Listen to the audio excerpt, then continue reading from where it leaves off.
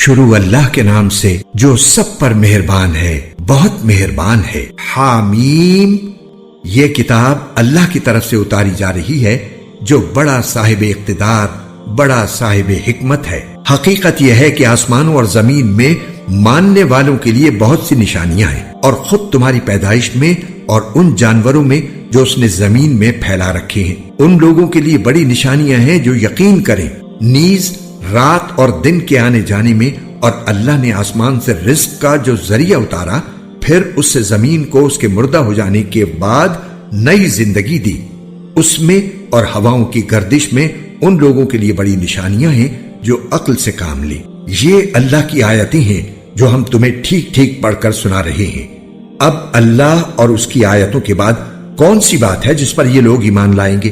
برا ہو ہر اس جھوٹے گناہگار کا جو اللہ کی آیتیں سنتا ہے جبکہ وہ اسے پڑھ کر سنائی جا رہی ہوتی ہیں، پھر بھی وہ تکبر کے عالم میں اس طرح کفر پر اڑا رہتا ہے جیسے اس نے وہ آیتیں سنی ہی نہیں۔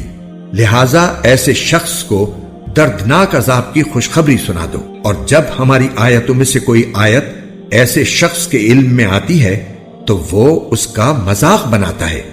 ایسے لوگوں کو وہ عذاب ہوگا جو ذلیل کر کے رکھ دے گا۔ ان کے آگے جہنم ہے، اور جو کچھ انہوں نے کمایا ہے نہ وہ ان کے کچھ کام آئے گا، اور نہ وہ کام آئیں گے جن کو انہوں نے اللہ کے بجائے اپنا رکھوالا بنا رکھا ہے، اور ان کے حصے میں ایک زبردست عذاب آئے گا۔ یہ قرآن سراپا ہدایت ہے، اور جن لوگوں نے اپنے پروردگار کی آیتوں کا انکار کیا ہے ان کے لیے بلا کا دردناک عذاب ہے۔ اللہ وہ ہے جس نے سمندر کو تمہارے کام میں لگا دیا ہے تاکہ اس کے حکم سے اس میں کشتیاں چلیں، اور تاکہ تم اس کا فضل تلاش کرو، اور تاکہ تم شکر ادا کرو۔ اور آسمانوں اور زمین میں جو کچھ ہے اس سب کو اس نے اپنی طرف سے تمہارے کام میں لگا رکھا ہے۔ یقیناً اس میں ان لوگوں کے لیے بڑی نشانیاں ہیں جو غور و فکر سے کام لیں۔ اے پیغمبر، جو لوگ ایمان لے آئے ہیں ان سے کہو کہ جو لوگ اللہ کے دنوں کا اندیشہ نہیں رکھتے ان سے درگزر کریں، تاکہ اللہ لوگوں کو ان کاموں کا بدلہ دے جو وہ کیا کرتے تھے۔ جو شخص بھی نیک کام کرتا ہے وہ اپنے ہی فائدے کے لیے کرتا ہے، اور جو برا کام کرتا ہے وہ اپنا ہی نقصان کرتا ہے۔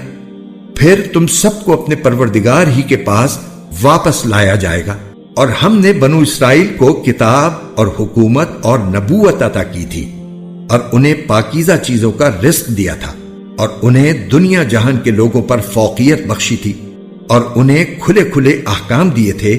اس کے بعد ان میں جو اختلاف پیدا ہوا وہ ان کے پاس علم آ جانے کے بعد ہی ہوا، صرف اس لیے کہ ان کو ایک دوسرے سے ضد ہو گئی تھی۔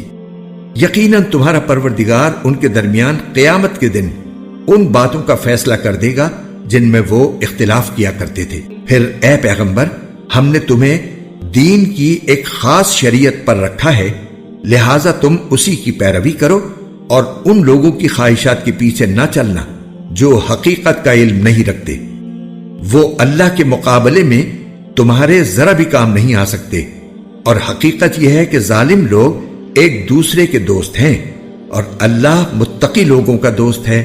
یہ قرآن تمام لوگوں کے لیے بصیرتوں کا مجموعہ ہے، اور جو لوگ یقین کریں ان کے لیے منزل تک پہنچانے کا ذریعہ اور سراپا رحمت ہے۔